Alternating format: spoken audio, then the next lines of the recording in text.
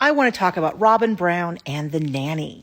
This topic comes up a lot, with the criticism being that Robyn has a nanny. And sometimes some nuance is lost and people will be like, there's nothing inherently wrong with having a nanny. And I agree. I'm not judging anyone else's home care, child care decisions.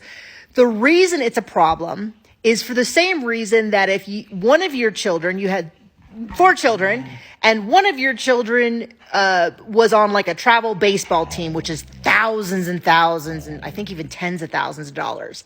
And another one of your children couldn't have braces because you couldn't afford it. You would be like, whoa. The issue is not that travel ball is inherently wrong. It's the fact that there's much higher priorities and some people's needs aren't being met.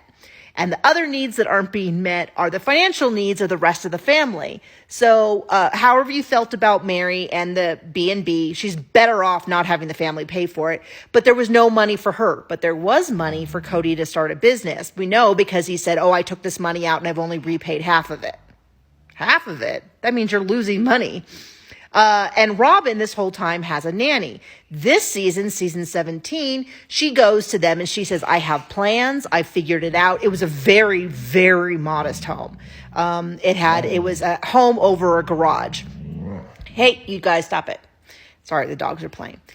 And when it came down to it, Cody says, we have no money. We have no money. We don't have any money. And she's like, we have the same amount of money in the account as we did when we bought Robyn's house. We had money for Robyn's house. We don't have money to build me a house. Very clear his priorities are different. And it's not just the nanny. But she's had this nanny the whole time, but they don't have money for Janelle to have a place to live on property that she's been paying off, but they have money to pay a nanny every year that she's had a nanny for years. Some of it was family members, but I mean, most likely those family members were paid if they were a full-time nanny. So that is the problem. It is not that nannies are wrong or that we don't think that nannies should exist or that people who have nannies are lazy. It's the fact that they have a nanny, but they don't have money to pay for other things. Christine had to raise money for the travel expenses for Isabel's surgery.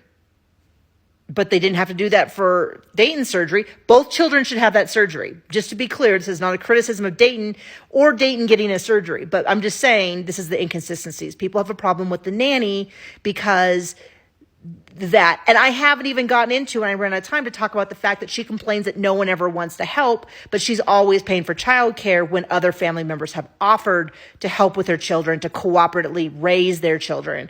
I don't even have time to get into all the intricacies of that.